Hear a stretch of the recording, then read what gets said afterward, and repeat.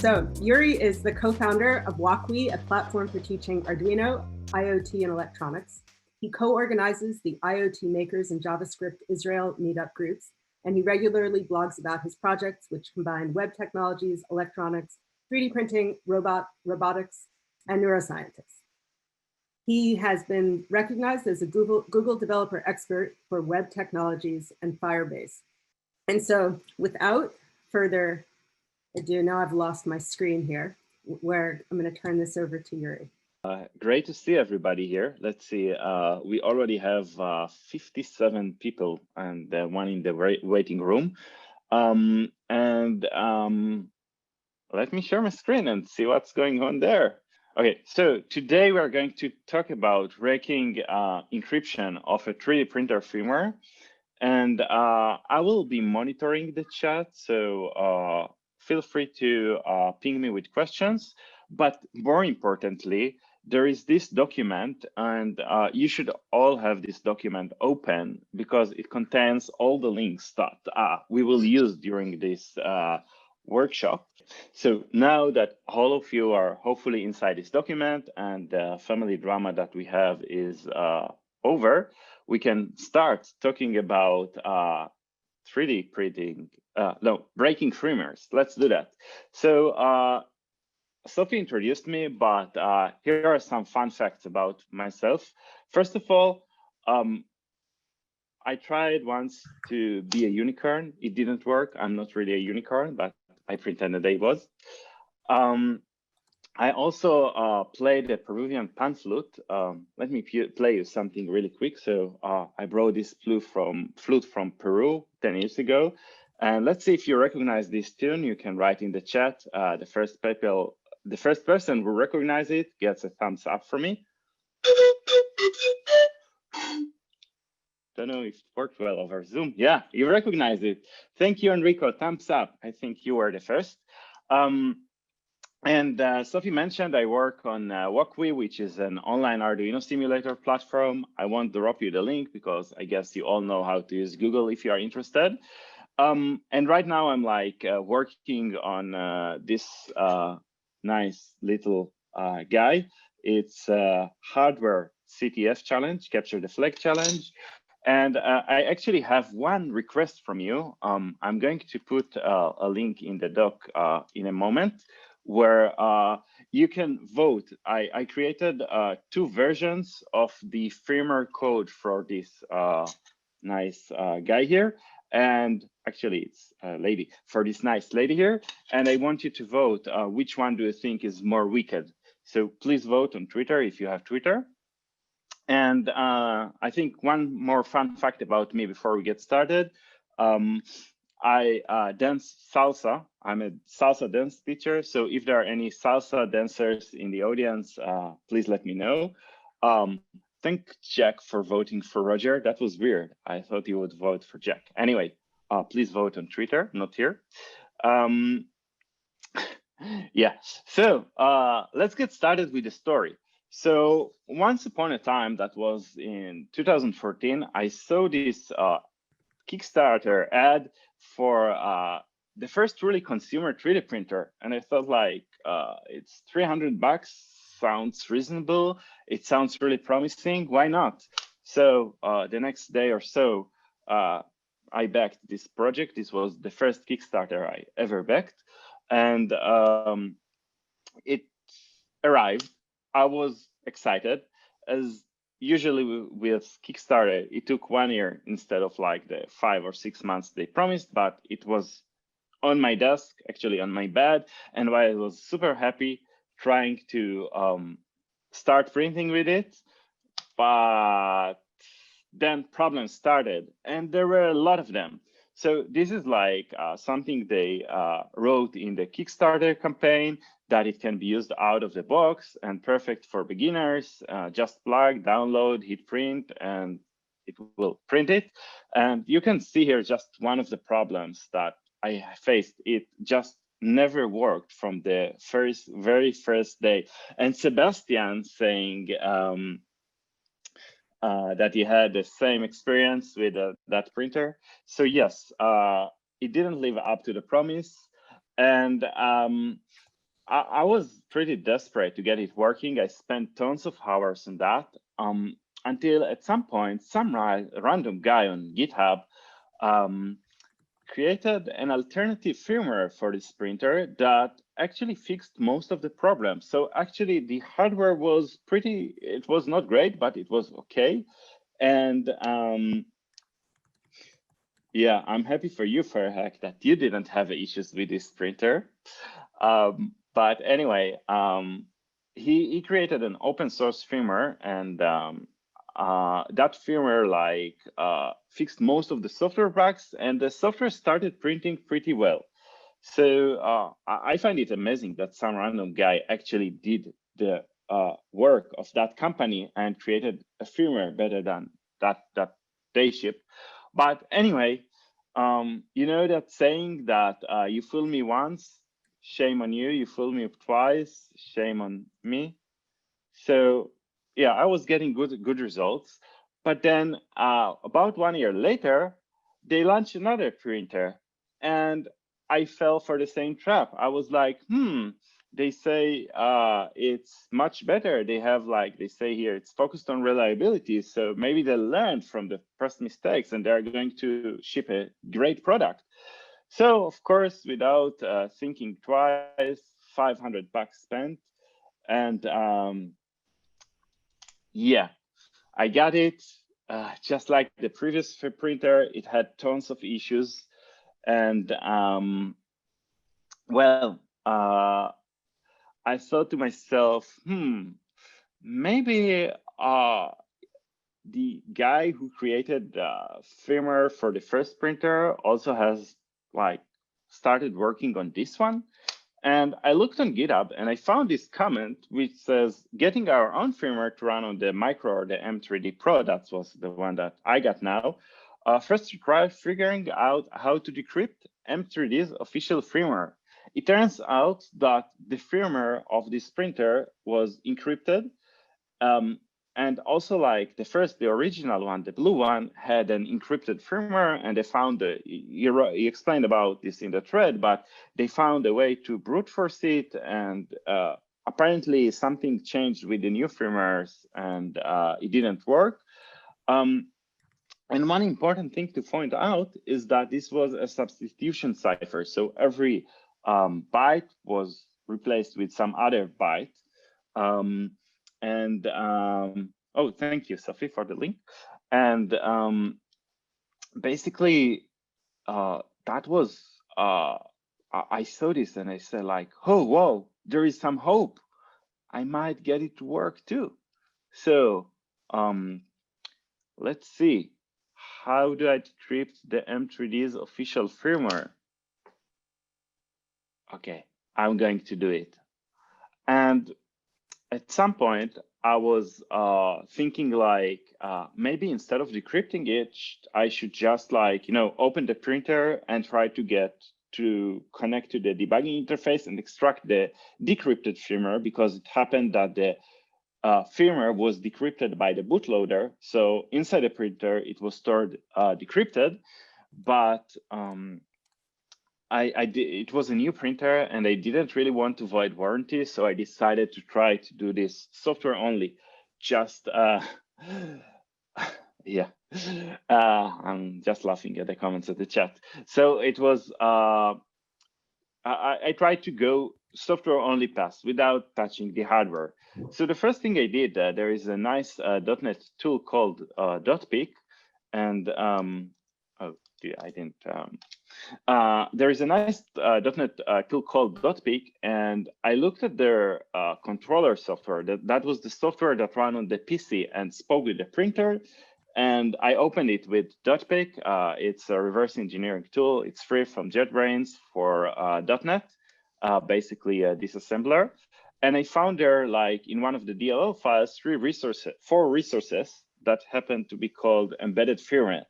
So I saved them to a file. And by the way, you can download .pick and do it on your own, but you don't actually need to, because some other guy on GitHub has just reverse engineered the whole thing with .pick and put everything on GitHub.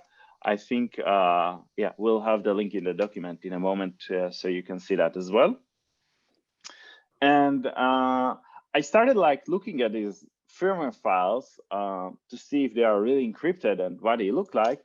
So basically, I checked for if there are any readable ASCII strings. I didn't find any, so I guessed it must have been encrypted.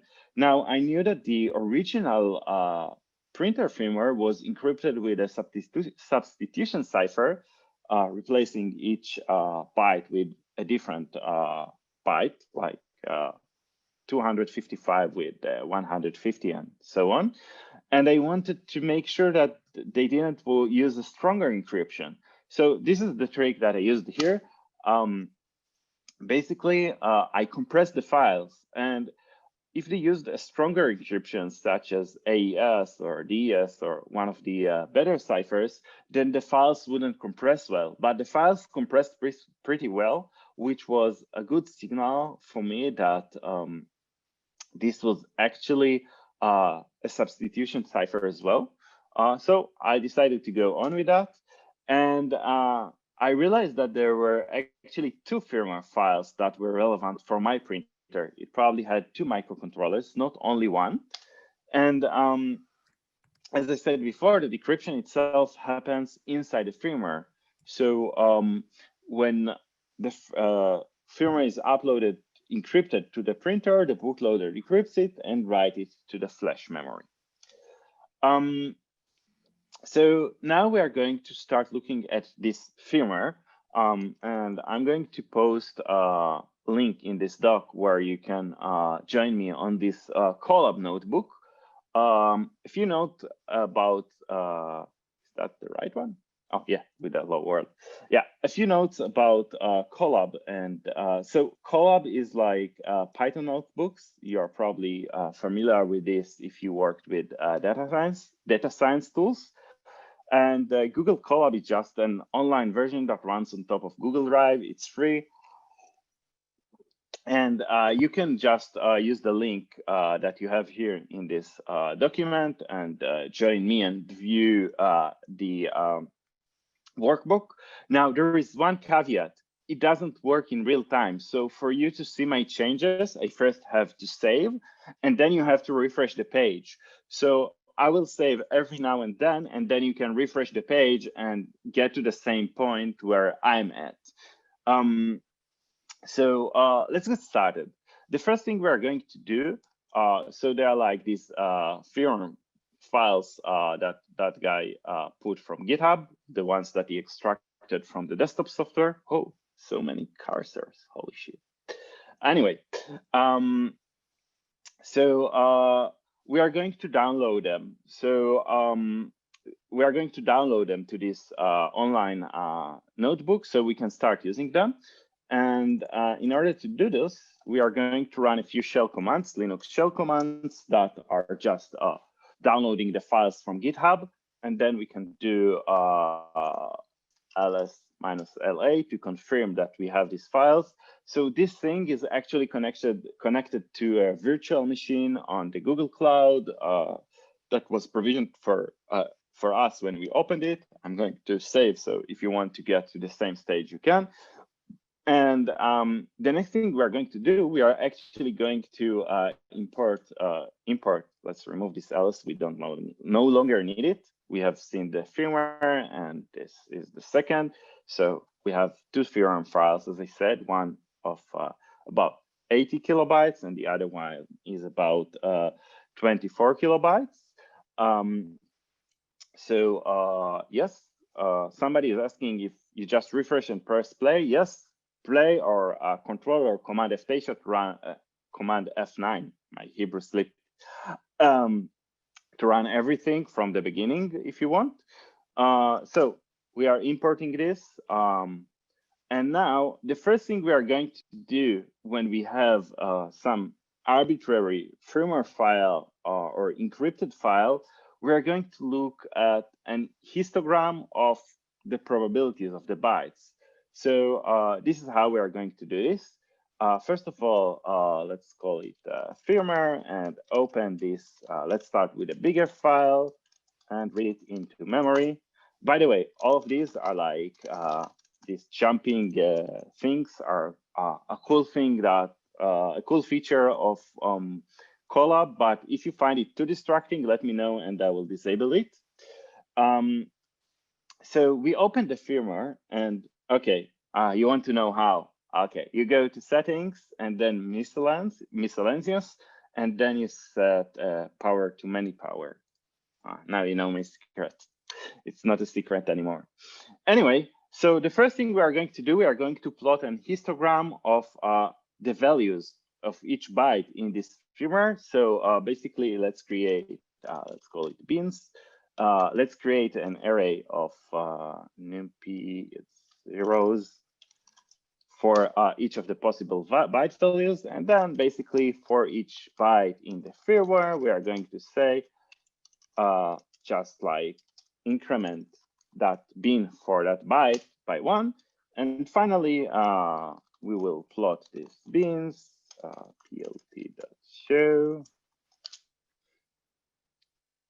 Okay, cool. So this is the histogram. It says for each byte value, how many times it repeats inside the firmware.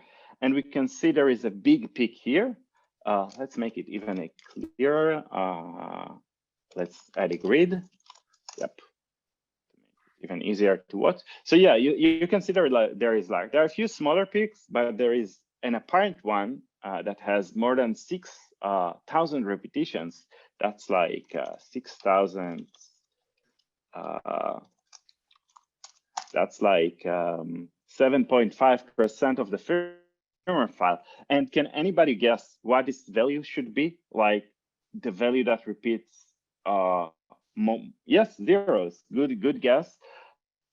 So let's see what is the actually beans.argmax. Where is this peak found? So this is let's convert it to hexadecimal just to make it easier for ourselves. So basically, this is the value that 8b that repeats most in this firmware file. So we are going to guess that this 8b is 0. And this is, of course, a guess. Yeah. Other guesses are spaces. Let's write them down. Space or FF. Okay, interesting.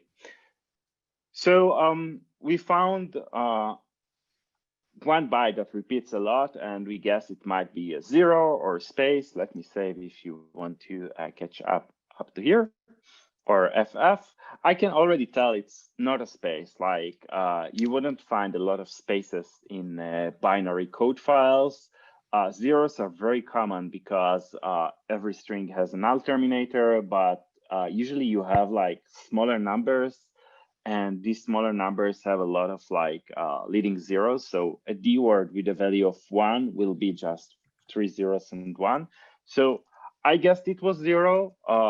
FF is also legitimate, depending where it happens. And to get a better understanding, let's run, I think I have a slide for that. Yes, let's dump this firmware and see the hex dump. So this is another Linux shell command. We are just going to show the hex dump of this firmware. Yep, somebody is asking about known-plaintext, Andy. So what would you do with a known-plaintext? I'm curious to know. Can you write it down? But meanwhile, let's have a look at this hex dump. It's pretty long. So my trick is just, to first look at the beginning. And we can see at the beginning, there is already a lot of like these bytes that we guess they might be zeros. And then there is another value. Let me copy it so it will be easier to see. There is another value that repeats a lot, this 94. So I'm not sure yet what it might be, but it definitely caught my attention when I saw it. And before investigating this 94, let's go towards the end of the file. And I will make it larger in case you are having trouble seeing. And we can see that the end of the file has a few 1Fs. And any guess what these 1Fs could be if they are like at the very end of the file? Yeah, write it on the chat. Okay. So padding. Okay, this is a good idea, but which kind of padding? What padding would you expect at the end of a firmware file? So any ideas here? Yeah, somebody says null, and somebody else said, I need to go up a bit. Yeah, somebody says CR, null, snops, or FF. So yeah, we guessed this was 0, and my guess at least was that this was FF because unprogrammed flash is always high. All the bits are 1, so padding is usually just like unprogrammed flash, like FF. So my guess was that 1F equals FF, and what is the ISA of the target? Can you explain that, Mr. Schneider? So this is another guess. We already have 2 guesses. This might be 0, and this might be 1F. And before we go to try somebody, oh, the instruction set, yes. We'll get to it. Okay, we'll get to it now. You know what? Yes, the instruction set. So that's a good question. Where are we running? So I asked myself the same question, and I went on GitHub, and they said they have an STM32F whatever inside. So that's a good question. That's a good piece of information. Yes, that's an ARM 32-bit Cortex M0 CPU. So if it's ARM, we know it's Little Indian. That's important. And now is a good time, like, to have a look at the documentation. Okay. So if we look at the documentation, we can see a few interesting things. First of all, let me see. I put the links to the documentation here, so you can check it out, but do it later, so you won't lose track. This is the important bit from the documentation, where I found this interrupt vector table, and it says that it starts at address 000. So it could be at the beginning of the code. And the first value is the initial SP value. And then there are like a few more values, like 3 more values. And then you can see there are like, let me zoom in here. Oops, what did I do? I locked my screen. I hope screen is still recording well. Yep. Oh, oops. Yeah. So yeah, and then so we had this SP value, 3 more values, then a bunch of reserved values, then SV call, and then reserved. And what I noticed is that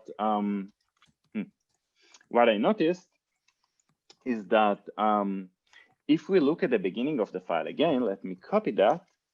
It pretty much follows the same pattern. So there is like, first of all, let's replace all of this with zeros to make it easier to read. So there are like this 94 that repeats, and it repeats every 4 bytes, every 4 in, like, it has a sequence. And then if you assume that this is the interrupt vector table, then this should be the stack pointer, which makes sense to start with something different. And then all of this would be pointers to the code. And I would expect to have 1 stack pointer, then 3 pointers to code locations, to the interrupt handler or to routines inside the code. Then we have all these zeros, which happen to match exactly. So we have 7 groups of zeros here, and they happen to match exactly the reserved. Then we have 1 more, and then we have 2 more, which again matches the reserved section in the stack mapping. And then we have a few more, and we can see that there is a value that repeats multiple times. These are probably interrupts that are handled or something like that. So this is some kind of the default handler. So at this point, I was pretty convinced I was looking at the interrupt vector, and all of these are addresses into the code, into the flash memory. But and they all start like, so this is Little Indian, so they all start with the high byte is 0, and then there is some other byte, but where could that be? So I went back to the docs and I found this. This shows you how the memory works on this chip. And you can see that there is this section where it says flash memory. It always starts with 08. And there is something, and I guess I didn't notice it back at the time. It's 08000000. So 08 should be the first byte. And I guess I just ignored it at the time. I don't know why, but I assume that now when I'm looking at it, I don't know why I did, but it was pretty good. I assumed that this 08 would basically match this 94. So based on where I thought the code might load in memory, and based on my knowledge, this should have been pointers to the code, I guess that 94 actually maps to, let's organize this a bit, 08. And this was a little bit of a long shot, but I still I had nothing else, so I took this. And then let's actually save it into dictionary so we can use it in the code. So we can say 0B maps to 8B, not 0, 0, and 1F to maps to FF. And again, these are all guesses, but they are educated guesses. And let's just see what it looks like with this substitution. So basically, after those substitutions, this would look something like this. So basically 00, 08, and then some random bytes we still don't know how to decipher. Okay, so at this point I have 3 bytes already, and somebody had this idea of looking for strings. Now, obviously we can't look for strings. Let's just remove this hex dump and save so you can follow along. Obviously you can't look for strings in the encrypted. Oh, it was not. Yeah, this was the correct one. 94. So obviously you can't look for strings in the encrypted firmware because they would be encrypted. But I think somebody mentioned that.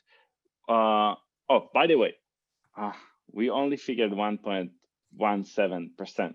Isn't that amazing progress? No. It was very frustrating. So yeah. So first of all, we need to know what kind of strings we can find in this firmware if we wanted to pursue that direction. So somebody says that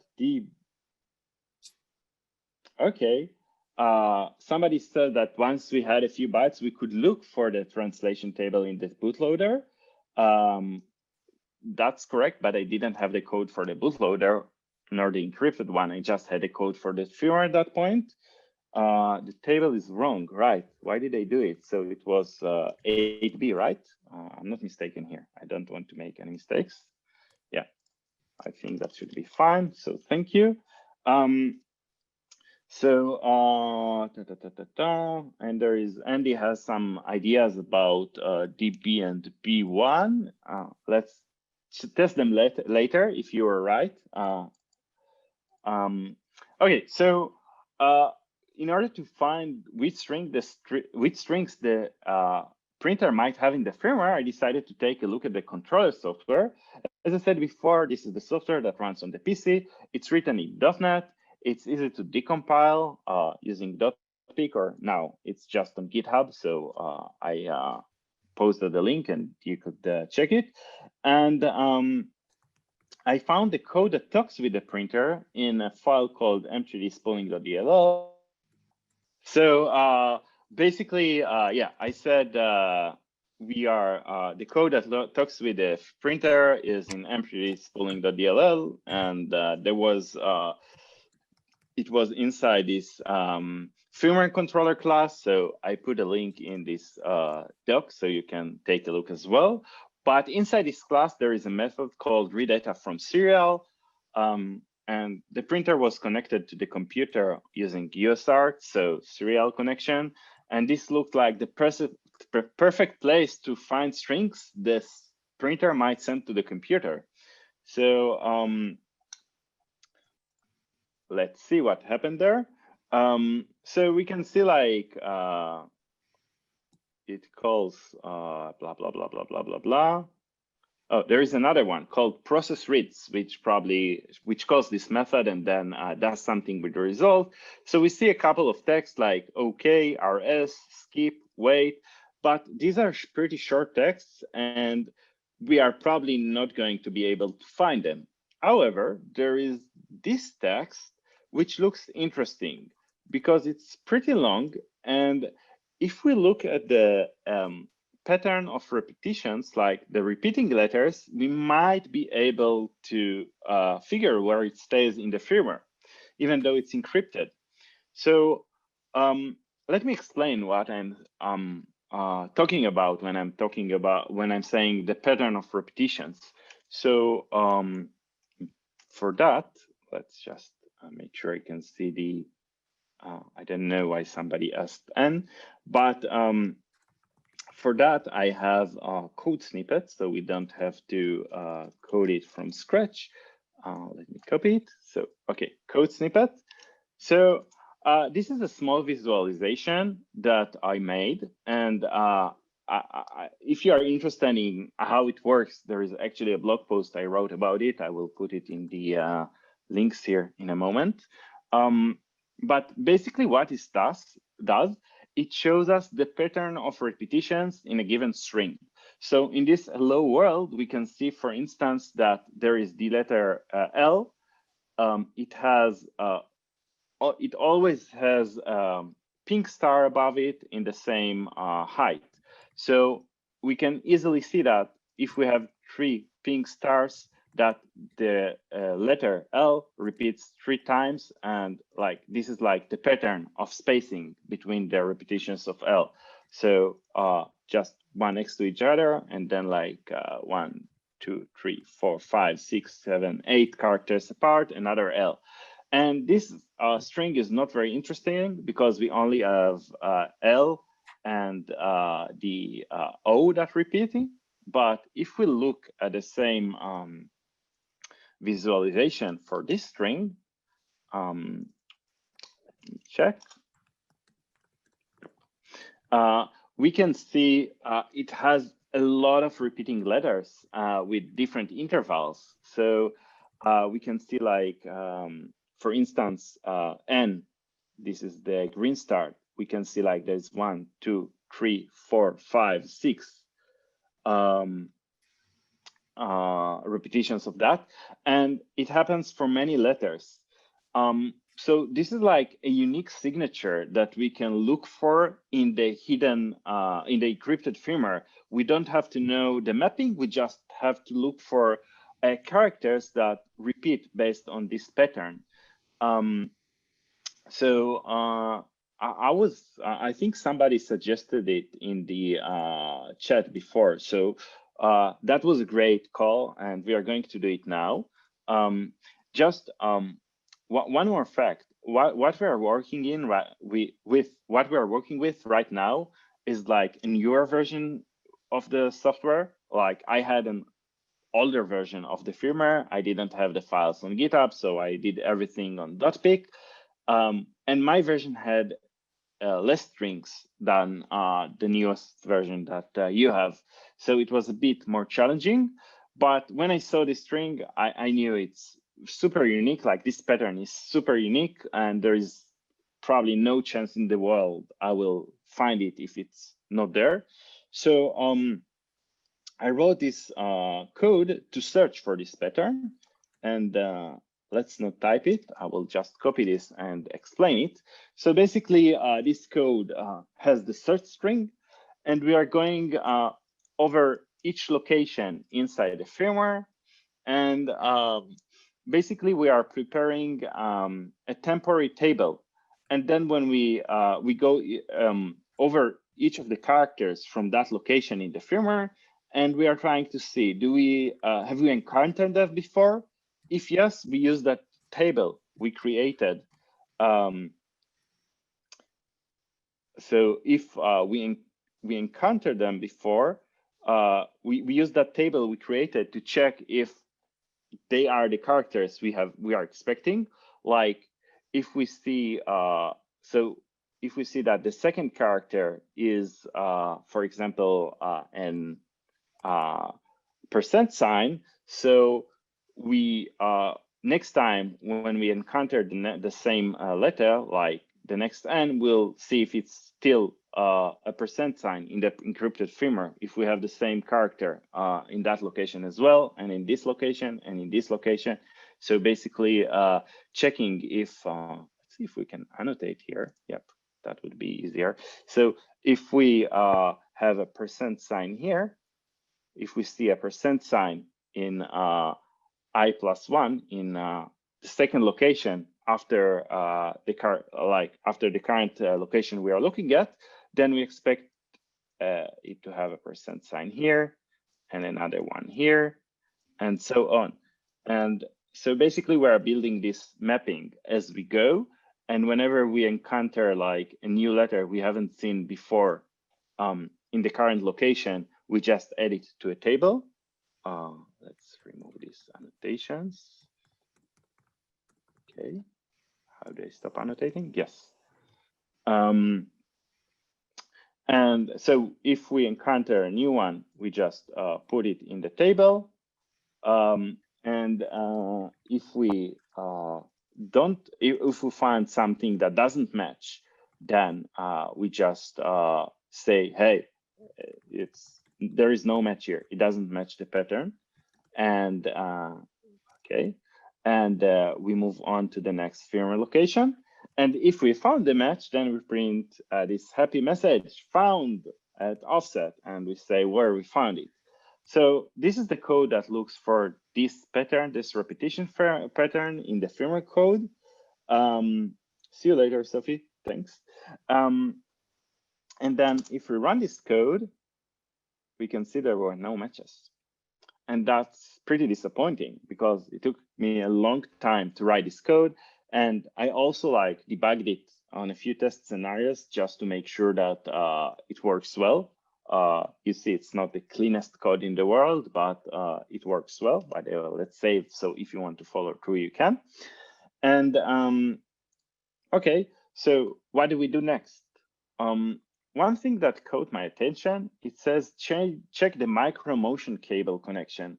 And micro was their first printer. So maybe this new printer doesn't even have this spring in the firmware. Maybe I'm looking for something that is not there. So I went back to the file and started looking for other strings. And like these are not really interesting string, E or start. This has two repeating T's, but it's pretty common to find a character that repeats 3 letters apart. And then I found all these like firmware name, firmware version, firmware URL, and I even found this one, which is pretty interesting because if you check out this string, it's pretty short. But despite being short, if we paste it here to our visualization, we can see it has a lot of repetition, like almost every letter, like 1, 2, 3, 4, 5 of the letters here are repeated, and some of them repeat 3 more, or yeah, most of them repeat like 1, 2, 3, 4 of them repeat 3 times. So it's pretty unique. So I said, why won't we try that? Like, let's search for that string. It might we might get lucky. So try that. Still no matches. Bummer. So let me describe to you how I felt at this point. I basically spent 10 hours or so, maybe 16. I stopped counting at that point, looking at different directions, and I didn't show you everything I tried because that would just take forever. And basically, I really felt like this. After spending 10 hours, I only had 3 characters, and they were only guesses, not even like, I couldn't even be sure I was on the right path.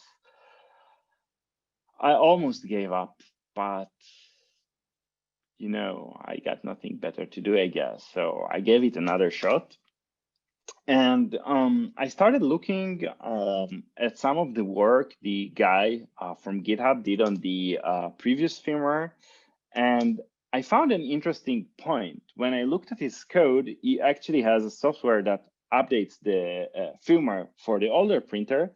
And I found, I will post that link in a moment to the document so you can check it out too. But I found an interesting line there. It basically, looking at this line, can you tell me what it does? Do you have like, it's C++ or C? So what does this do? Let me know. What do you think it does? This line. Okay, so yeah, somebody, Monta, that's right. It swaps byte pairs. So basically every pair of byte, why did they move to the other screen? I don't know. Every pair of byte gets swapped. So I said, well, maybe they did it here as well. So I wrote this function. Let's write it. That's evil. Thank you, Farah. I felt the same. So let's write this function in Python. Let me see. I have it. Yep, I have it here. So I will just copy it from their code and Pythonize it. So it was, oh, that's evil. Yeah, true. Let's call it swap pairs, and it gets some data. And then let's build a new byte array from this data so we can mutate it. And then for I in, so each byte of the data, we just do this swapping. Let's just Pythonize it. So it should be data, and this should be Pythonized. So we want -1 if this, else this. It's probably Indian related. I am not sure. I think their older like firmware was AVR, and I think AVRs are big Indian. Let's Google that real quick. Oh, it's a little Indian, yeah. So it might have to be with Indianness. Anyway, so now we can just return the that wouldn't work. Return the result, and I quickly coded this. Let's just make it prettier. Swap pairs and applied it on my firmware data. So I did. And I went back looking for this string. So basically, we now have every pair swapped. And Alexis, I love your comment. He says, looks like they spent more time trying to encrypt the code than writing good code from this pretty 3D printer firmware. That's so correct. Thanks for that comment. Anyway, so at that point, after I swapped the pairs, I ran it again and still no matches. Let's try the other one. Hooray! Yes, we found it. So yeah, we found it. I'm so happy. I'm so glad we did. So at this point, we found some of this a match to this string. So while I was looking for this match, you can see that I like updated this table with the temp table. So basically, if we print our table, we can see that we have a lot more values now. And I think this is a good point. Let's print the length of the table. Yeah, it's great that the real-time demos goes well. No, I can't even type correctly. Anyway, yeah, we have 12 bytes candidates already. Yeah, and at that point, I decided to write the most important piece of code in this project. I called it progress, and it just prints my progress towards solving this mystery. So we can see we are already on 4.69%, which is great. And let's fix the indentation. It drives me crazy when the indentation is not correct. Yeah. Let me save so you can follow through if you want.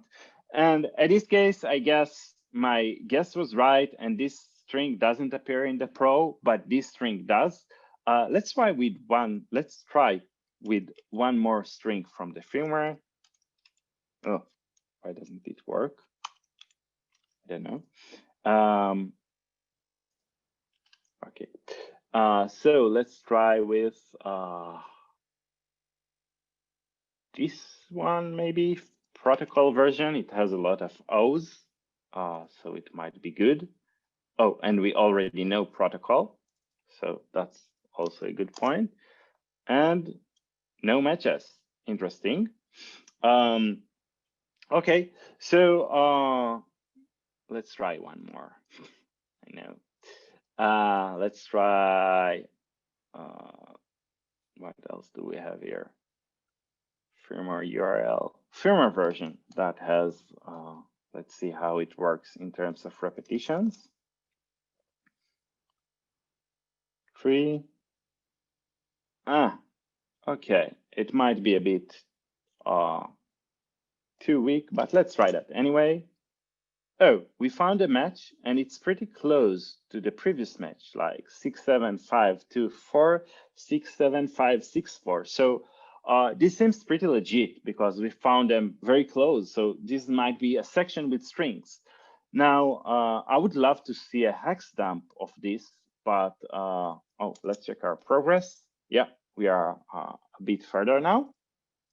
I would love to show a hex dump of this, but standard hex dump would show me the encrypted firmware, which is pretty useless. So for that, we are going to create our own hex dump, which will show us a combination of the encrypted and decrypted firmware based on the values that we already have. So this is like the smart hex dump. And what it basically does, it's pretty long code, but basically it goes over each byte in the given value, and then it formats it according to whether it appears on the table or not. If it appears on the table, then this means that we already have the decryption for that byte, can decrypt it, and we'll print it black on white or on gray. But if we don't have this byte, so it's still encrypted, we'll print it white on magenta. This is a nice Python package that lets you print things in colors, and apparently this even works inside notebooks. So with that hex dump, we can now look at this location at that offset, and let's hex dump the firmware at that offset. Let's say we want just 100 bytes. And interesting, let's go a bit up. Yeah, we can see there, this is a section with a few strings already. There is a repeater protocol, firmware name, firmware version. You can probably guess what these two are. And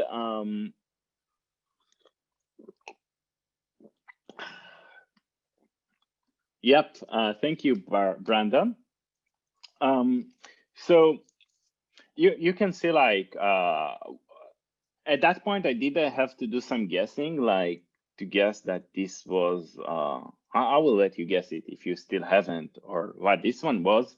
But basically now they are just here. So you can find these strings here, and it's super simple to understand which strings are printed here. And now, Wheel of Fortune. Okay, I would love to learn more about that later, Alexis. Ping me on Twitter and tell me why. I'm interested. Anyway, at this point, I think I'm going to let you try figure out some of the missing bytes yourself, I would just say that you can use this hex dump and just update the table with values that you found. So for instance, we know that this is probably a machine, so that would be the ASCII code for H, and what happened? The ASCII code. Yep. So yeah, and we can see that the hex dump updated according to our guess. So we can start making a lot of educated guesses based on this. Let's just save that so you can continue from here. And you have two firmware files. You know what? Let me do the work for you, and I will also load the second firmware file so you can see if you can find any strings there as well. How did I call that file? That was firmware.bin, and the other one was second. So firmware 2 is second. So yeah, so you can just play with this hex dump and give it random values, or you can just hex dump the entire file if you want, and your computer is capable of it, and basically look for fragments of strings. And I will give you 10 minutes, and whenever you find something, please share it here in the doc.